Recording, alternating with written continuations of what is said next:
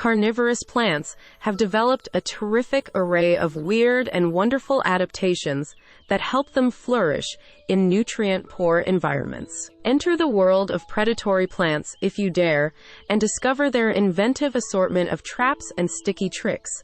Carnivorous plants attract, trap, and digest animals for the nutrients they contain. There are currently around 630 species of carnivorous plant known to science. Although most meat-eating plants consume insects, larger plants are capable of digesting reptiles and small mammals. Smaller carnivorous plants specialize in single-celled organisms, such as bacteria and protozoa, and aquatic examples also eat crustaceans, mosquito larvae, and small fish. Carnivory is such an efficient adaptation that it has evolved independently several times and occurs in unrelated plant families. But while it's great for a nutrient top-up, carnivory doesn't replace the need for photosynthesis and root systems. Being carnivorous simply helps the plants make the most of all available resources.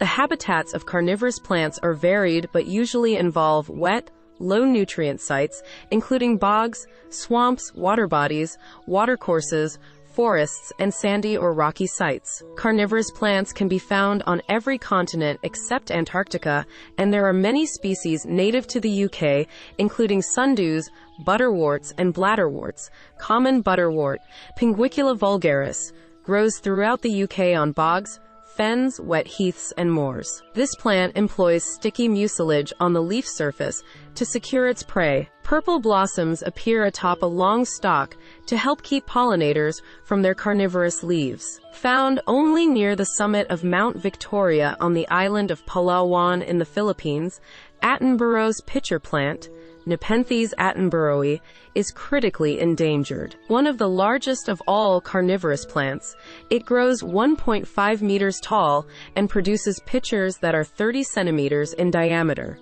and it's capable of digesting rodents. Carnivorous plants use a variety of strategies to lure prey into their traps. Some produce strong-smelling nectar and have intense coloration that mimic flowers. Others camouflage themselves seamlessly into their surroundings so that victims blunder into them. The intense coloration of trapping organs can give the impression that they are flowers when they are, in fact, ingeniously adapted leaves.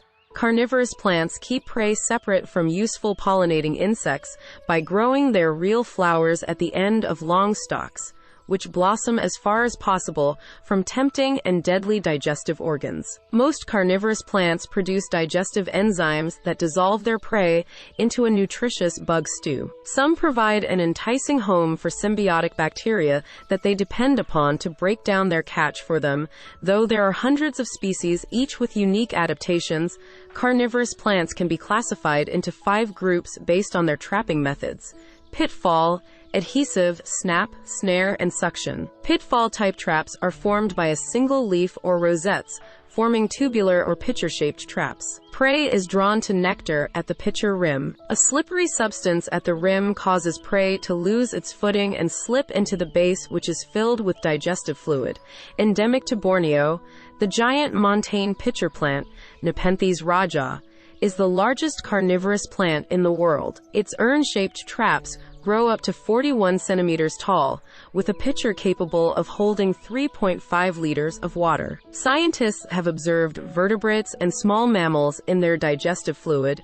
Native to swamps in mountainous regions of the USA, the cobra plant, Darlingtonia californica, has hooded, tubular leaves that resemble a striking cobra. It is the only species of its genus and does not produce its own digestive enzymes, relying on bacteria to break down its prey.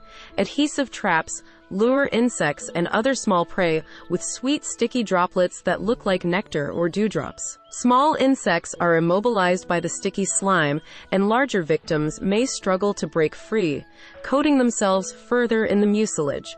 Death is usually indirect, via suffocation. Some varieties of adhesive traps will actively curl their sticky tentacles around struggling victims. In 1875, Charles Darwin published a 400-page monograph on carnivorous plants that shook the scientific establishment. He found round-leaved sundews growing extensively in the heaths of Sussex and studied them closely. Darwin fed sundew plants salts of ammonia, egg white, and even small crumbs of cheese before describing their digestive systems and proving, unequivocally and for the first time, that carnivory exists in the plant world. Some carnivorous plants catch their prey in snap-closing traps made of modified leaf blades. Drawn by the promise of a flower, the insect or small reptile entering the trap stimulates sensitive trigger hairs. These send an electrophysiological impulse to snap the leaf blades shut and ensnare the visitor. Once a meal is secured, the leaf secretes a digestive fluid to resorb the animal protein. Venus flytraps are native to the subtropical wetlands of the U.S. East Coast. They can grow large enough to ensnare small lizards.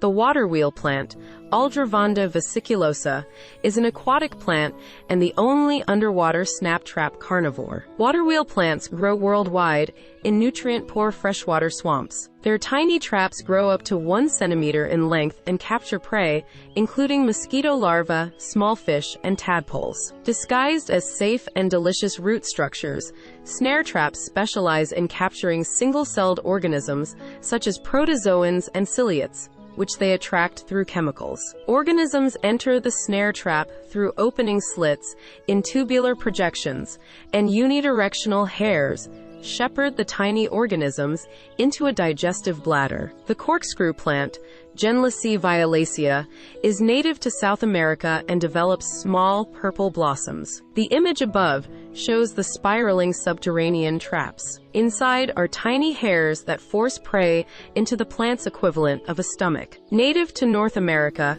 parrot pitcher plants, Sarracenia satacina, have tubular leaves that lay flat along the ground, offering a welcoming hidey hole and chemical lure for their soil-dwelling prey, which are then forced toward the digestive tract with unidirectional hairs. They have a similar form to other pitcher plants and are technically a combination of snare and pitfall traps. Suction traps are a feature of many aquatic carnivorous plants. Prey animals are drawn to lures at the trap entrance that mimic food or shelter. A prey's proximity to the trap entrance triggers a valve trapdoor to open into a hollow bladder, creating suction that then flushes the prey inside. The trapdoor then quickly swings shut and the entrance is sealed with slime to prevent escape.